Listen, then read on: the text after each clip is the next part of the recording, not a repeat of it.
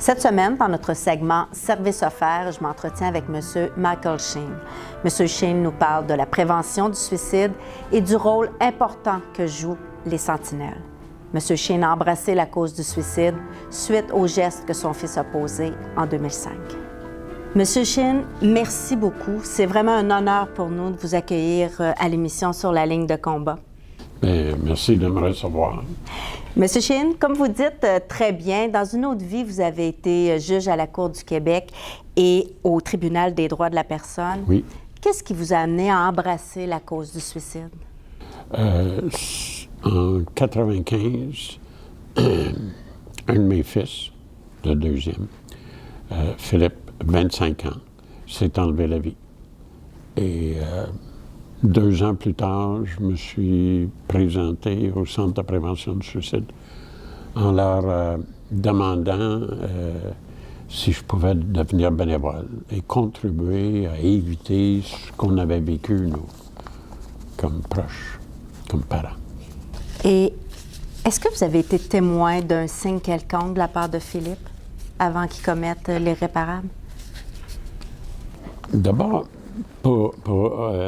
oui puis non, hein? Dans le sens que pour comprendre des signes, il faut les connaître ou il faut être renseigné. Et il y avait, écoutez, à un moment donné, Philippe a obtenu une maîtrise en psychologie en juin 1994. Dès l'automne, mon épouse m'annonce qu'il fait une dépression. Et j'ai dit, voyons, ça se peut pas. En février, il est allé jusqu'à écrire une lettre d'adieu et il avait planifié son suicide. Il est allé au pont de Québec, puis il l'a pas fait, là. Mais quand même, les gens à son travail ont retrouvé sa lettre et son épouse nous l'a amené.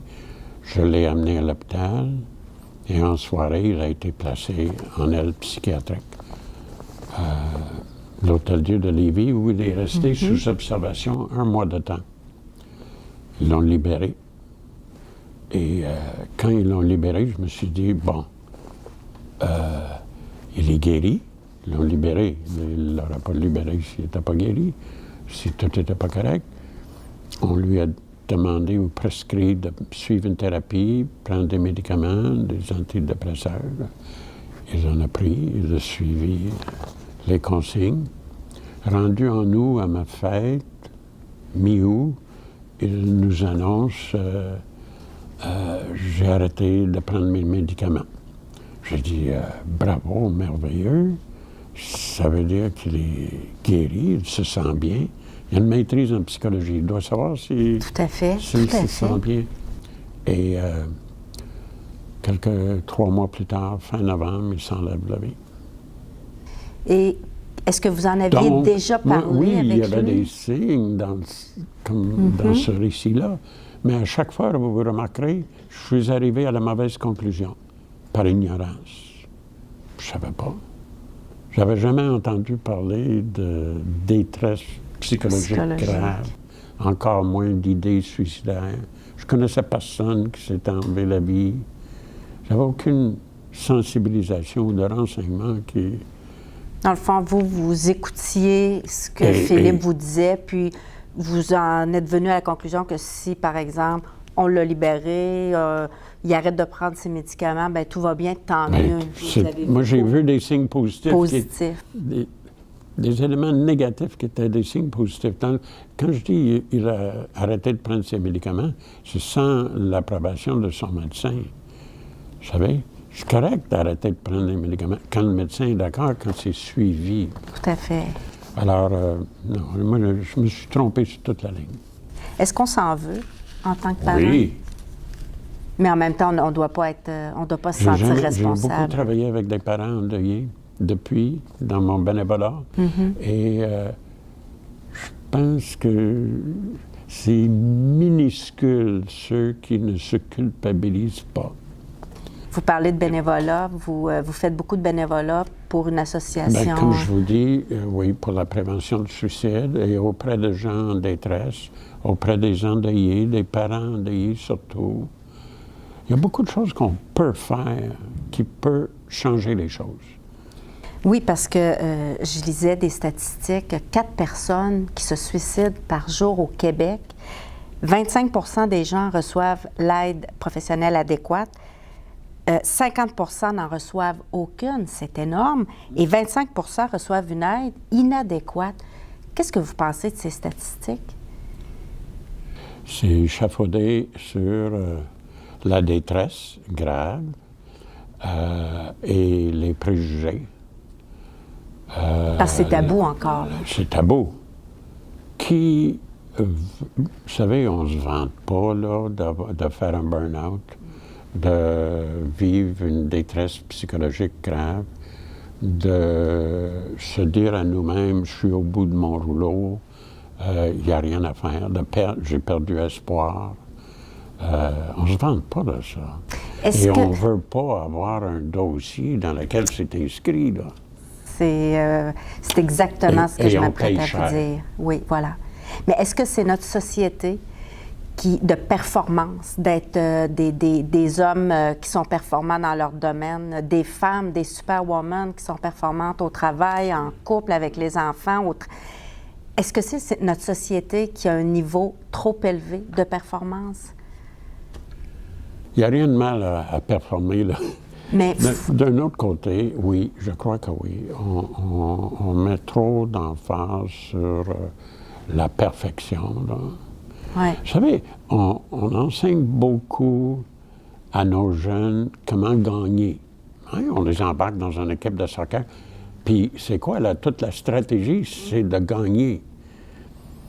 Avez-vous déjà entendu parler d'un entraîneur qui expliquait à ses joueurs comment perdre ou comment composer avec la perte ou avec une déception? On ne le fait pas. Ouais. Pourtant, même les athlètes olympiques, là, ils perdent, eux autres, là, beaucoup plus souvent qu'ils gagnent. Tout à fait. Tout à fait. Vous savez, une année, j'étais porte-parole de la semaine de prévention et Mélanie Turgeon, que nous connaissons au Québec et à Québec, là, surtout, avait gagné la Coupe du monde là, en Autriche. Hein? Elle est descendue les pentes, là, première, montée sur le podium. Personne ne voulait entendre parler de prévention du suicide. J'ai dit, regardez, on va faire le lien. On va parler de Mélanie Turgeon, si vous voulez. Vous remarquez, elle est vue comme étant la championne. Elle est la championne. Mais elle n'est pas devenue la championne dimanche, là, en descendant la pente. Elle est devenue championne l'an dernier, à chaque fois qu'elle s'est relevée après une chute, après avoir terminé dernier même, ou après, après avoir perdu, pour ainsi dire. Parce que perdre, c'est pas un échec, c'est pas mauvais quand on sait comment, comment on sait rebondir après l'échec. Bien, c'est là qu'on devient fort. Hein? Tout à fait. Et quand on a besoin d'aide, là, quand on est dans une détresse grave, où on perd espoir, puis on perd nos moyens, là, aller chercher de l'aide, là, c'est pas un signe de faiblesse. Pensez-y, c'est un signe de force. Tout à fait. Hein? Et selon vous, là, qu'est-ce qui fait que les gens perçoivent ça comme un signe de faiblesse quand ils ont... Ça revient à votre question, là, la société performante. Ils sont gênés de... On n'a pas d'affaires, on n'est pas là, on n'est pas dedans, on ne fait pas partie du monde. On est comme exclus. Quand tout le monde autour de nous, c'est des gagnants. Tout à fait. Puis nous, on a de la difficulté. On finit par se dire, à un moment donné, on va croire qu'on n'a pas d'affaires ici. L'estime de soi en prend un coup, là. Oui, tout un coup. Et écoutez, on peut bien sourire en parlant, mais c'est triste. Hein? C'est très tragique. C'est triste parce que c'est archi douloureux, Ouais. la détresse psychologique. Trompons-nous pas. Tous vos invités, là, j'ai vu certaines de vos émissions, les militaires, là, Ouais. hein, qui vivent des difficultés. La détresse psychologique, là, c'est pénible. Puis on la C'est- voit pas. C'est difficile. Non, on la voit pas. Mais ceux qui la vivent, la ressentent. C'est pénible. Et c'est doublement... C'est tragique aussi. Ce qui est tragique, c'est que nous avons les bonnes ressources. Hein? Les ressources au Québec, là, merveilleux. On est une référence à la grandeur du globe en matière de détresse, de prévention du suicide. On a les ressources, les solutions. La tragédie, c'est qu'on sait comment prévenir, mais ça ne fonctionne pas comme ça devrait fonctionner parce que la connexion ne se fait pas. Comment une personne peut aider un proche qui vit une détresse psychologique, à éviter, en tout cas, du moins, qui passe à l'acte, à l'amener à consulter? Je pense que la première chose à faire, là, c'est de consulter. Mais avant même que ça arrive, c'est de se renseigner. Vous savez, il y a un programme qui existe là, de formation pour tout le monde, d'être sentinelle. Sentinelle. Hein? On appelle ça gatekeepers en anglais. Ça existe partout. Les clubs Rotary de notre district, là, est du Québec, nord du Maine, ils ont établi un programme de formation de sentinelles. Et dans chacun de leurs clubs, 53 clubs, là, c'est des chefs de file, là, Tout à fait. partout. L'Union des producteurs agricoles, mais oui. Récemment, on Tout à en fait. a parlé. Ils ont reçu un prix. Ils ont donné une formation à tous, aux vétérinaires et à tous les fournisseurs de services auprès des cultivateurs. Oui, Parce que la ferme, là, c'est de la dure job. Hein? tout à fait. J'ai été élevé en campagne, en Gaspésie, à Noucanal. Bon, ces gens-là sont isolés, ils sont seuls, travaillent seuls. Là, hein? Ils ne sont pas dans les grandes équipes. Là. Beaucoup de pression financière. C'est important d'établir autour d'eux un filet de sécurité. Et donc, pour revenir à votre question, si on pouvait mieux se renseigner, là, on pourrait être plus conscient du danger que représente une détresse grave. Plus conscient, là, on serait stimulé à réagir. On ne prendra pas de chance. Hein? On pourrait consulter en cas de doute. D'abord, commencer par faire de l'écoute. Je ne sais pas si vous avez remarqué, on a une tendance à dire à nos amis, nos collègues de travail, ça va bien? Puis la réponse, oui, ça va bien. Et souvent, là, vous répondez, puis ils sont partis, là. Là, oui. On a posé la question, puis on continue. On n'a jamais attendu la réponse. Tout à fait. Hein? Parce que Puis on c'est... ne l'attend pas. Ouais. Puis on ne la veut pas pas. non plus savoir, ça va mal, qu'est-ce qu'on ferait si ça va mal? Quand on est mal renseigné, là, on a un problème. Hein? Et le problème, c'est que on a peur de faire des dégâts. On a peur d'aggraver les choses, de dire les mauvaises choses. Comprenez? Donc, c'est pour ça que c'est important de se renseigner. La formation est bonne partout, pas seulement dans l'armée. Là. Non, Elle est exactement. bonne pour tout le monde, dans tous les milieux de à travail, fait. là, une sensibilisation. Je regardais vos émissions, vous parlez beaucoup avec les militaires, à juste titre aussi, mais eux, ils reçoivent beaucoup de formations, d'un certain genre en tout cas. Je ne sais pas si vous le savez, les gens, vos téléspectateurs le savent, les juges aussi reçoivent une formation incroyable qu'on ne réalise pas avant d'y accéder. Là, hein. Et c'est assez intense. Et Dieu merci. Puis la formation, là, elle existe partout maintenant. Partout. Et il n'y en a jamais trop. Ah, tout à fait. Parce Il que y en ça a peut être jamais aussi des dirigeants d'entreprise Oui. qui deviennent des sentinelles pour leurs Oui. employés. Oui, oui. Et vous avez remarqué probablement que dans beaucoup de milieux de travail, hein, on va dire, nos employés, on les aime, on les apprécie, on tient à eux, on les félicite, on leur donne une formation, comment mieux travailler, puis des bonis, puis bon. Je pense que établir un programme de sentinelle dans un milieu de travail, n'importe lequel, ça peut être un garage, n'importe où, hein, n'importe quel milieu, ça serait une des meilleures façons pour le patronat de dire aux employés, au personnel, on tient à vous. Exactement. À vous. Oui. Et à vos proches. Hein? Puis votre vie de famille, c'est pas juste des paroles en l'air, on pose des gestes, là. Vous savez? On s'engage. On s'engage. Oui. Et on agit. Pas juste s'engager, là. C'est même pas assez. Mais on agit. Et on offre la formation. Et là, je pense que, vous savez, on met beaucoup d'argent avec des programmes pour stimuler le personnel. Oui, comme vous le dites tantôt, les bonis. Oui, et encore oui. là, ce qu'on demande à nos employés, Oui. c'est la performance. La performance.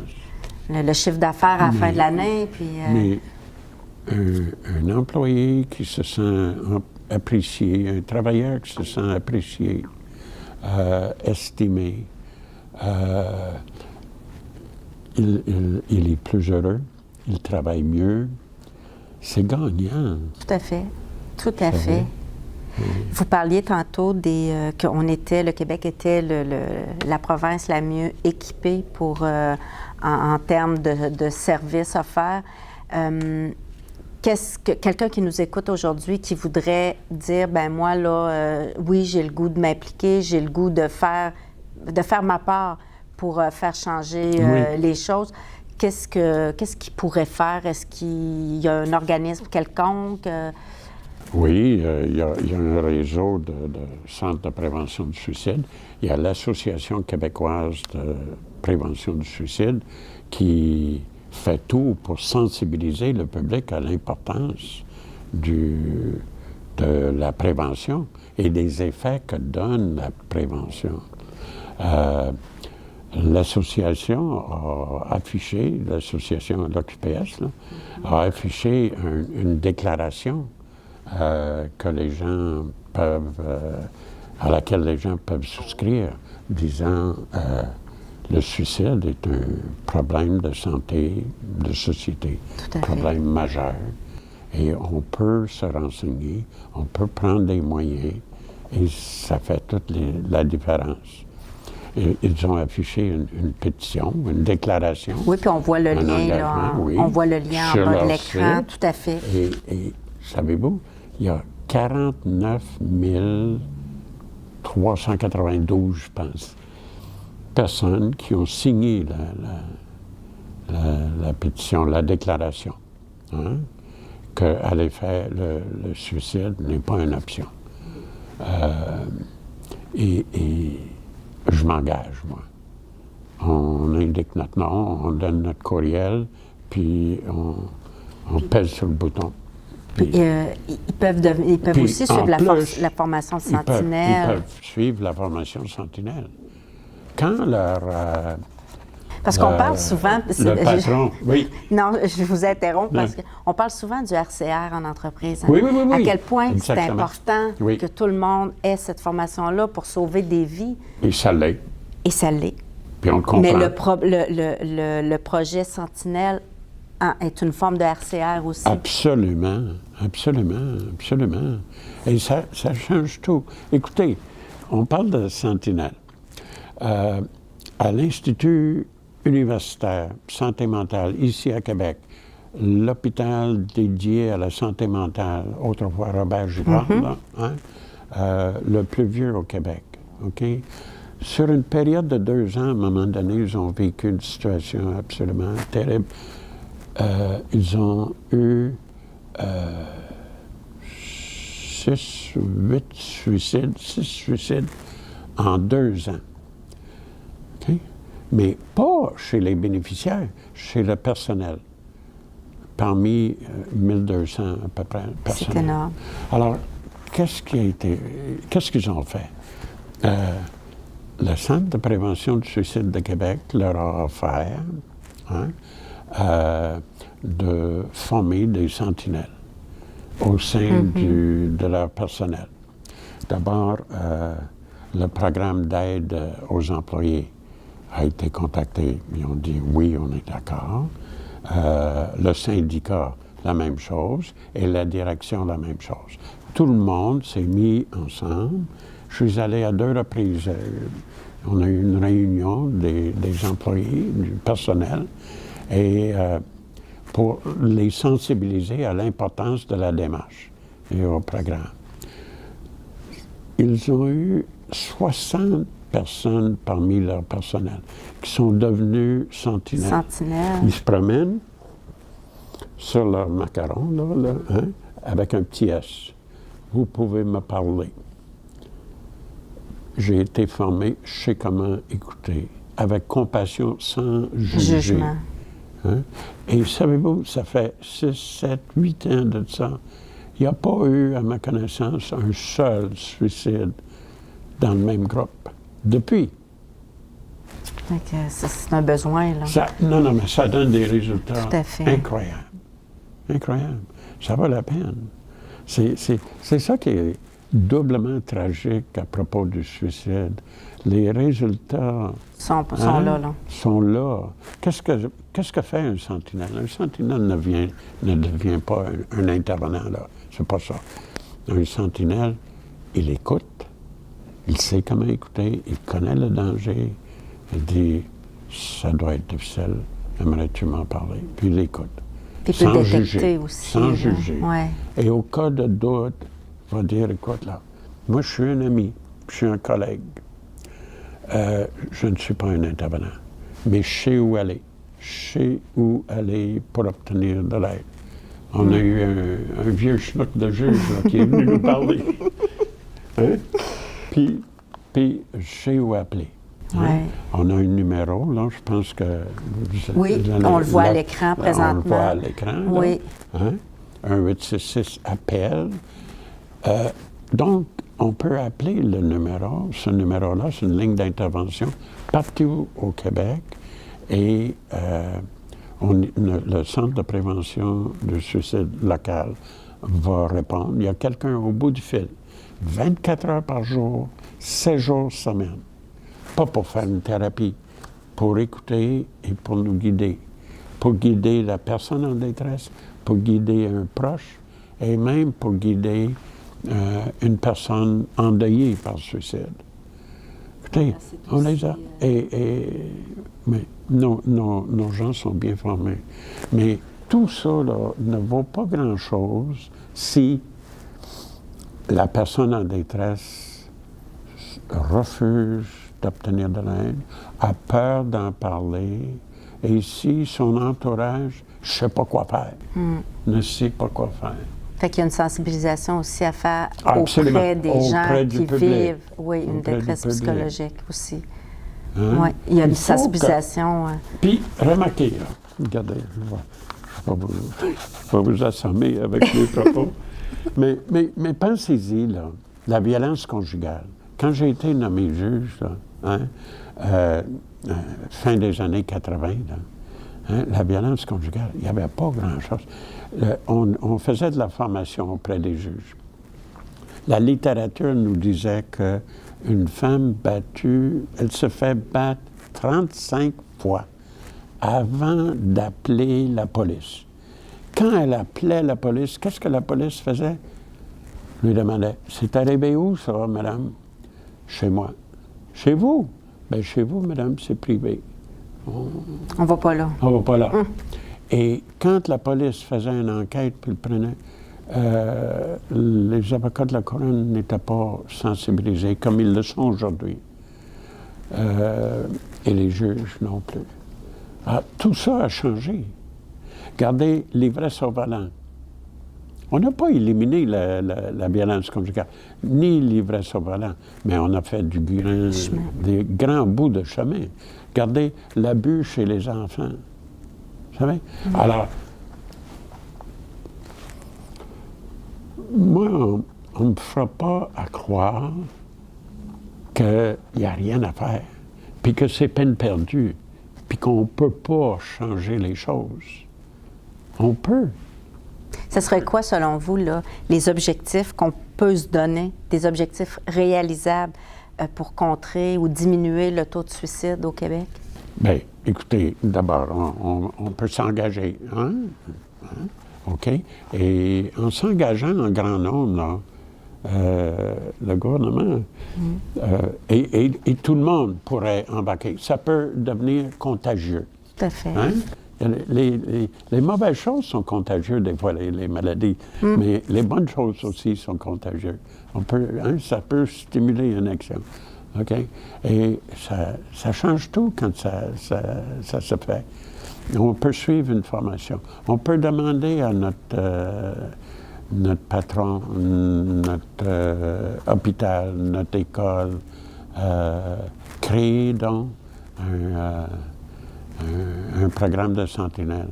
Remarquez, les cégeps au Québec, hein, ils ont fait un travail extraordinaire parce qu'ils ont donné une formation de sentinelle auprès des profs, auprès des travailleurs de corridor, auprès des gens qui faisaient le ménage, auprès des entraîneurs en sport, etc. Et ils ont diminué le taux de suicide chez les jeunes, hein, de manière, ils l'ont coupé en deux. Au Québec. Vous disiez tantôt, il y en a 4 par jour. Il y en a déjà eu 5 par jour. OK? Au Québec. Chaque ça fonctionne. Jour. Oui, il y en a eu 4 et maintenant, il y en a 3. Mais au cours des 10 dernières années, hein, il y en a combien? Les 10 dernières années au Québec, 13 396 personnes se sont enlevées la vie. Ça, là, 13 000, c'est plus que la population totale d'une ville comme Montmagny. On est à Québec, là, on n'est pas loin de Montmagny, on sait c'est quoi, là. Hein? Pas une seule personne resterait, là. Hein?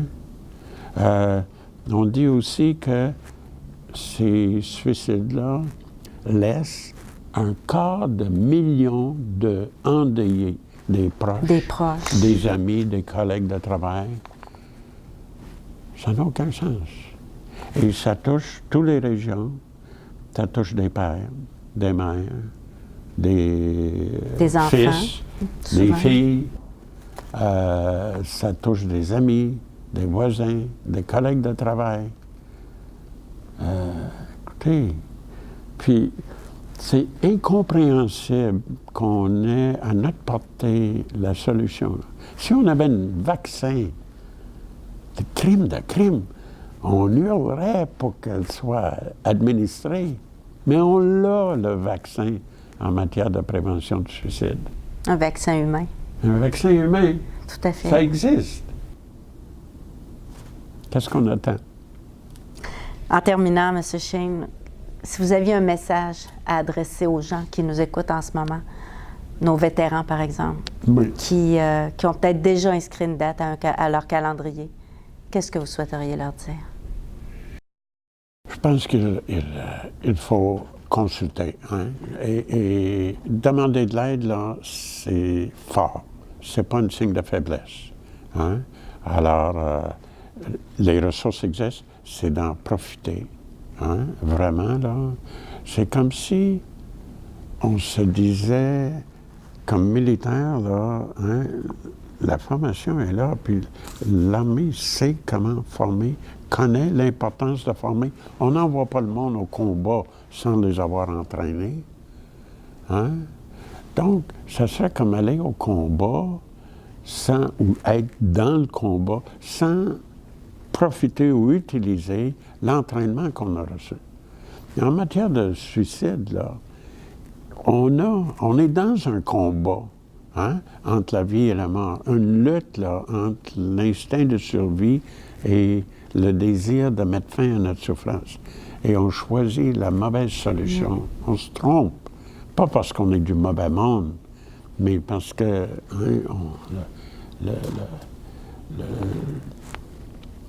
à cause de préjugés, et parce qu'on attend trop aussi. Oui. Vous savez, il y a l'intervention précoce, là.